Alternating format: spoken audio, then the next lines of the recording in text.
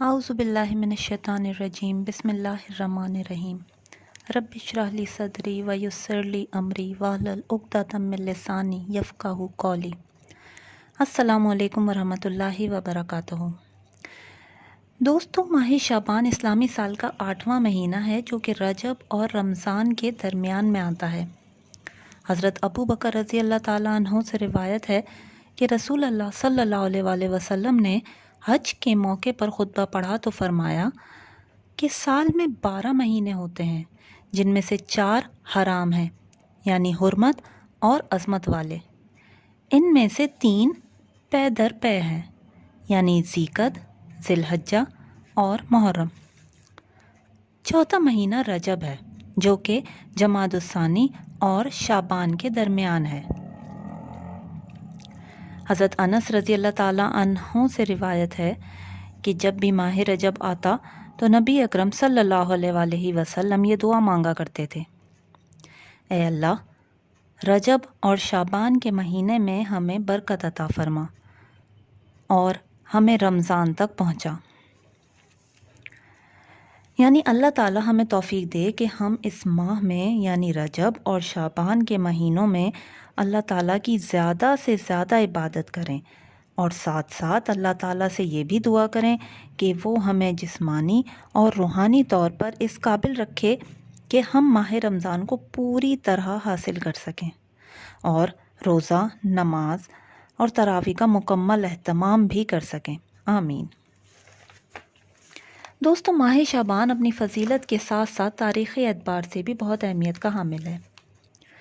इस माह में रोनुमा होने वाले अक्सर वाक़यात ऐसे हैं जिनकी तरफ आम तौर पर हम मुतवज्जा ही नहीं होते, जैसा कि माह रमज़ान के रोज़ों की फ़र्ज़ियत। जी हाँ, नबी अकरम सल्लल्लाहु अलैहि वसल्लम मक्का मुकर्रमा से हिजरत करके मदीना तशरीफ़ लाए तो हिजरत के दूसरे साल शाबान की 10 तारीख़ को अल्लाह ताला ने मुसलमानों पर रोज़े फ़र्ज़ किए। माह रमज़ान के बाद हम ईद उल फ़ितर मनाते हैं और इस ईद पर हम ज़कातुल फ़ितर भी अदा करते हैं, जिसको आम ज़बान में फ़ितराना कहा जाता है। तो ये ज़कातुल फ़ितर या फ़ितराना के मुतालिक अहकामात भी अल्लाह ताला ने माह शाबान में ही नाजिल किए। इसके बाद हम बात करेंगे तब्दीली क़िबला की। सूरह बकरा में अल्लाह ताला का इरशाद है, सो हम आप सल्लल्लाहु अलैहि वसल्लम को इस क़िबले की तरफ फेर देंगे जिसे आप पसंद करते हैं, बस अब अपना मुंह मस्जिद हराम की तरफ फेर लीजिए। आयत 144। दोस्तों, मक्का मुकर्रमा से हिजरत के तकरीबन 16 से 17 माह बाद तब्दीली क़िबला का वाक़या पेश आया। कुछ रिवायात के मुताबिक रजब और बाज़ रिवायात के एतबार से माह शाबान में ये वाक़या पेश आया। उस वक्त नबी पाक सल्लल्लाहु अलैहि वसल्लम नमाज ज़ोहर की इमामत एक मस्जिद में फरमा रहे थे।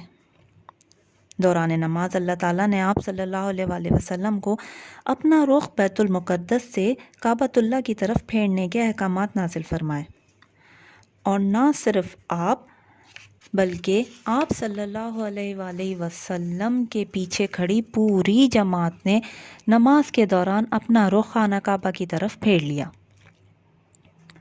इस वाक़ये के मुकम्मल अहकामात या तफसील सूरह बकरा की आयत 144 ता 147 में मौजूद हैं।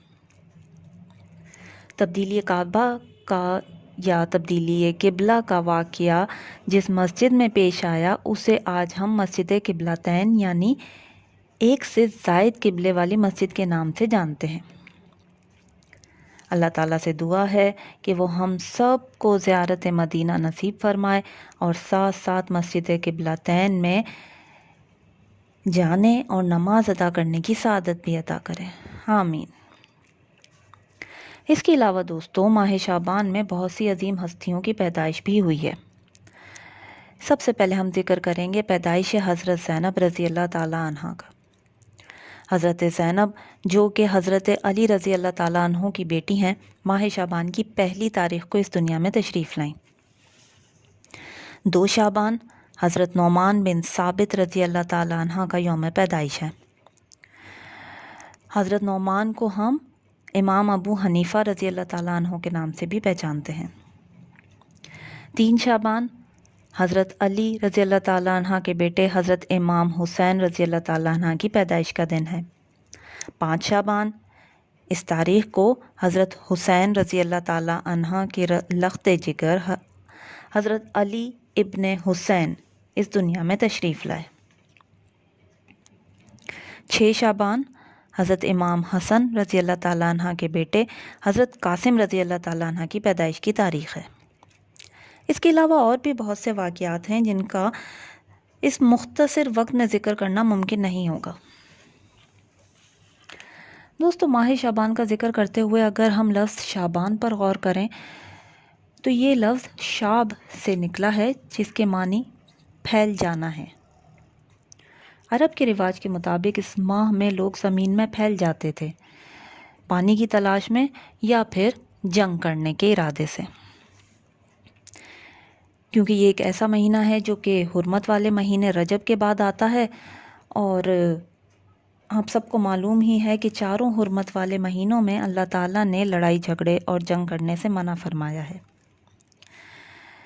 دوستو، بے شک ماہ شوال حرمت والے مہینوں میں سے ایک نہیں ہے، مگر اس ماہ کی فضیلت اور اہمیت ہمیں اکثر احادیث سے ملتی ہیں۔ عام طور پر لوگ ماہ شوال شروع ہوتے ہی رمضان کے منتظر ہو جاتے ہیں اور رمضان کی تیاری شروع کر دیتے ہیں۔ اس میں سب سے اہم تیاری روزوں کی ہے۔ اکثر احادیث سے بھی ثابت ہے کہ نبی اکرم صلی اللہ علیہ وآلہ وسلم جتنے روزے ماہ شعبان میں رکھتے تھے کسی اور مہینے میں نہیں رکھتے تھے۔